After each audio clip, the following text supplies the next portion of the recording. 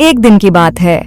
हल्की धूप थी, हवा में फूलों की खुशबू घुली हुई थी और रंग बिरंगे पेड़ों के बीच एक छोटा सा मॉन्स्टर अकेले खेल रहा था। वह कभी झूले को हल्का सा धक्का देता, कभी घास पर लौटता, कभी तितलियों के पीछे दौड़ता, लेकिन उसकी आंखों में एक अजीब सी उदासी छुपी रहती थी। बगीचे में बच्चे जैसे हंसते खेलते राक्षसों की आवाजें आती थीं, पर वह सबसे थोड़ा दूर रहता था। अचानक झाड़ियों के पीछे से एक और छोटा मॉन्स्टर निकला। उसने उत्सुकता से उसे देखा और पास आकर बोला, अरे तुम यहाँ अकेले क्यों खेल रहे हो? क्या तुम्हारे दोस्त नहीं हैं? अकेले खेल रहे मॉन्स्टर ने पहले तो कुछ नहीं कहा।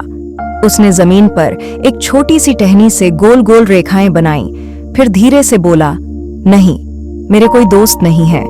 उसकी आवाज में थरथराहट थी, जैसे वह पहले भी यह बात कई बार कह चुका हो। दूसरा मॉन्स्टर हैरान हुआ और बोला, ऐसा क्यों? तुम तो अच्छे लगते हो। वह हल्का सा मुस्कुराया, लेकिन उसकी मुस्कान अधूरी थी।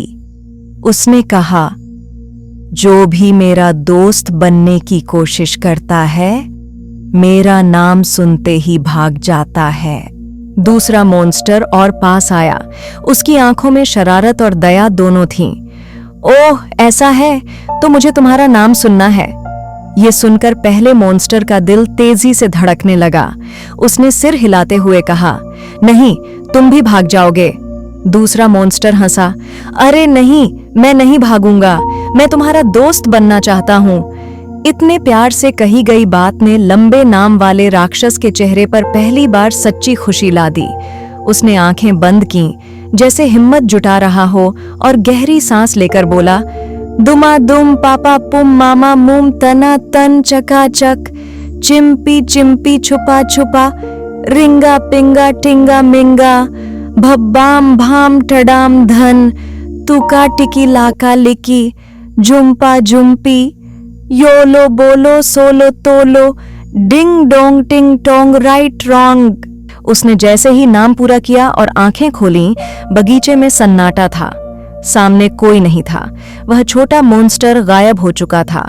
हवा ने पत्तों को हिलाया, जैसे कुछ कह रही हो, और झूले की चेन धीमे से खनकी। लंबे नाम वाला मॉन्स्टर समझ गया, वह फिर से भाग गया है। उसका दिल बैठ गया, आंखों से आंसू बहने लगे। वह रोता हुआ घर की ओर चला। रास्ते में हर पेड़, हर फूल उसे और अकेला लग रहा था। घर पहुंचकर उसने अपनी मम्मा राक्षसी को सब बताया। मम्मा ने उसे गोद में बिठाया, उसके सिर पर हाथ फेरा और कहा, बेटा, हर कोई तुरंत समझ नहीं पाता। तुम्हारा नाम अनोखा है, डरावना नहीं।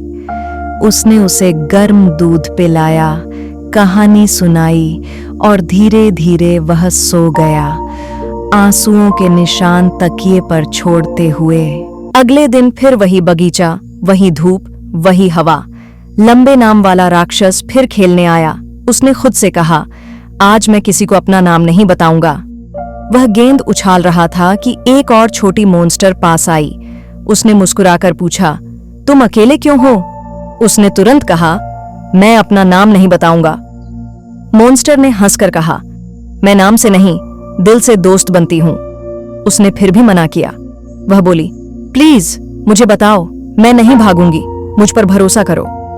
उसके शब्दों में सच्चाई थी, आंखों में चमक थी।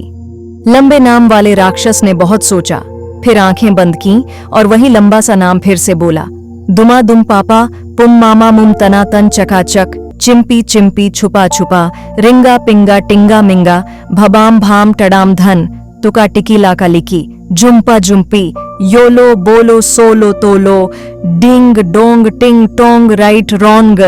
जब उसने आंखें खोली तो वह मॉन्स्टर वहीं खड़ी थी, ताली बजा रही थी। वह हैरान रह गया। तुम गई क्यों नहीं? उसने पूछा। वह हंस पड़ी और बोली, क्योंकि मेरा नाम भी कुछ ऐसा ही है। फिर उसने गहरी सांस ली और अपना नाम सुनाया, लुलु लल्ला पिप्पी पप्पा मुमू मम्मा टनाटन टुनटुन, झिंगी झिंगा झंपा झंपा, फुल्ला फेंगा बिंगा बोंगा, खटखट धड़ाम धम धम, टिटली टुटली लिपी लुपी, चंपा चुम्पी, Golu Molu Dholu tolu, ping pong डिंग डांग। दोनों पहले तो एक दूसरे को देखते रहे, फिर जोर जोर से हंस पड़े। बगीचा उनकी हंसी से गूंज उठा। उस दिन से वे सबसे अच्छे दोस्त बन गए। उन्होंने समझ लिया कि नाम चाहे कितना भी लंबा या अजीब हो, दोस्ती उससे कहीं बड़ी होती है।